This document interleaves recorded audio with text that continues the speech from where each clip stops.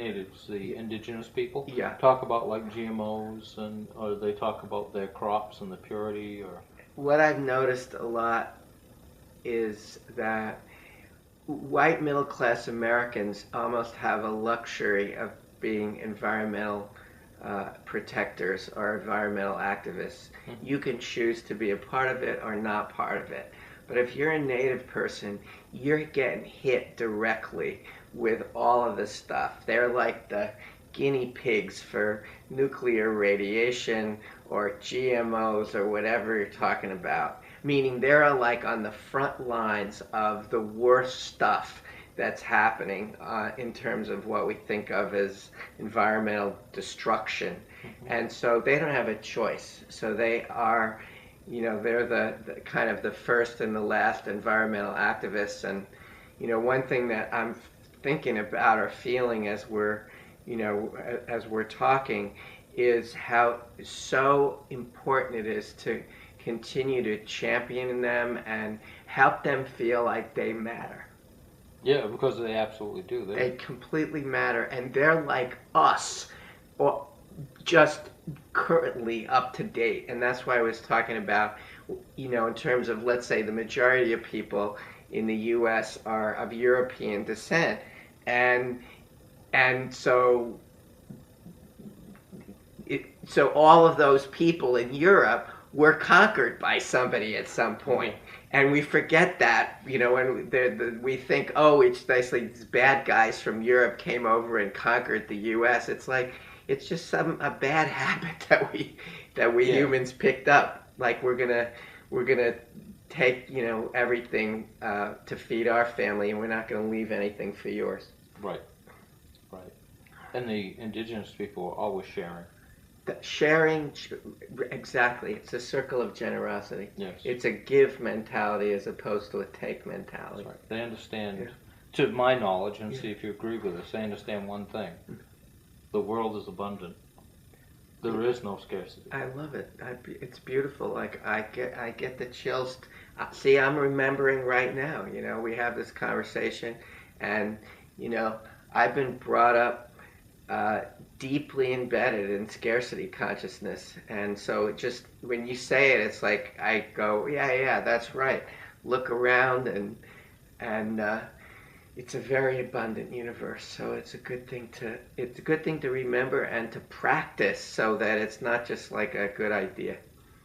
And the thing about this evolutionary momentum, like when you feel like you're a part of it, you just kind of, you can look and say, that is like, think of what's a really, like a technology that just seems so antiquated, like, the original steel mills, or, the Model T Ford, look at like a Model T Ford next to a Prius. Well, it's just, I don't know, what are we going to do? There's a matter of refinement there. And it's up to us to hone that refinement. Yeah. And bring it back. We can't not be indigenous. We are indigenous. Exactly.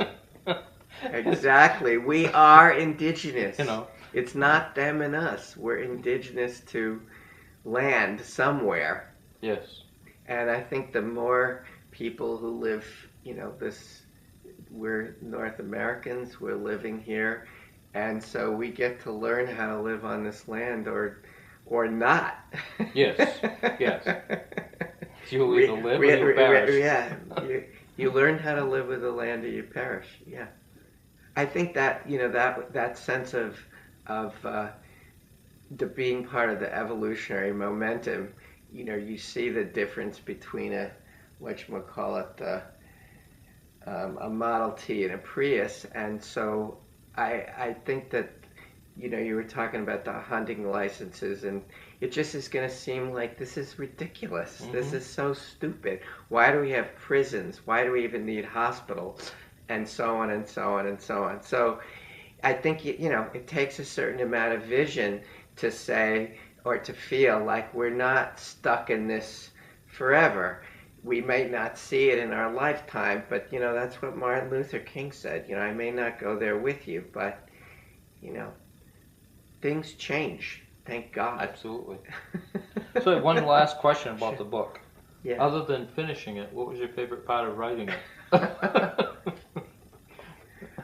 Well, my favorite part of writing it is that the book comes from experiencing this thing called a Wild Earth Intensive, which is the training ground for everything that we've been talking about. Is when we gather together and we say, talk is cheap, let's actually do this thing and feel what it means to live in this native way again.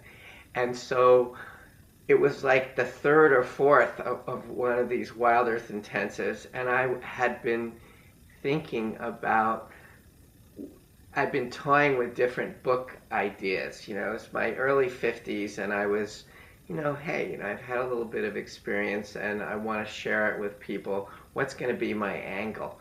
I came off of 10 days of that intensive. I was totally exhausted. I went to, I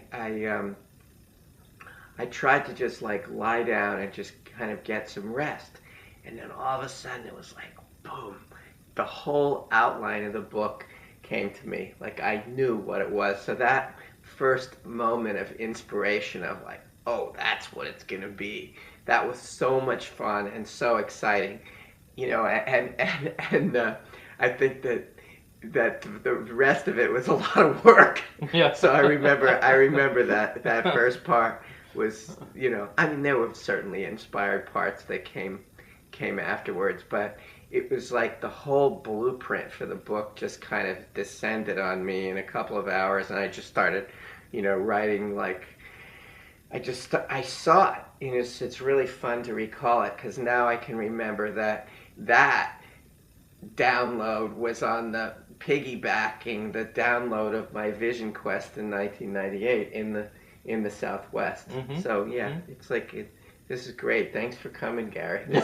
This is fun. I was getting tired and ready for a nap, and you guys came over. So it's great. Now, how can people get in touch with you? They can find me on my website, which is billpfeiffer.org.